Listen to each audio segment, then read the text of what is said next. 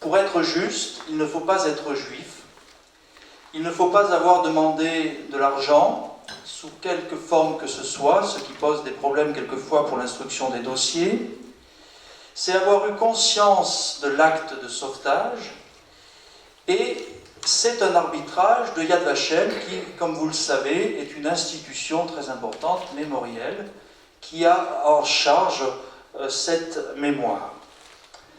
Alors, qui sont les justes d'Auvergne? Eh bien, ce sont des hommes et des femmes, près de 200, je vous l'ai dit, qui sont assez jeunes, 38 ans de moyenne d'âge, ce qui rapproche ce groupe des mouvements de la résistance.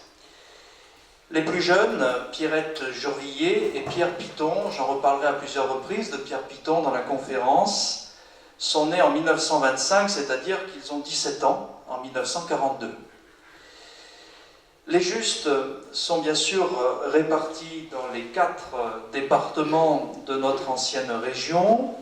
Le Cantal et l'Allier en comptent une trentaine, le Puy-de-Dôme 55, et c'est la Haute-Loire, sans surprise, qui reçoit la médaille d'or entre guillemets avec 90 justes parmi les nations.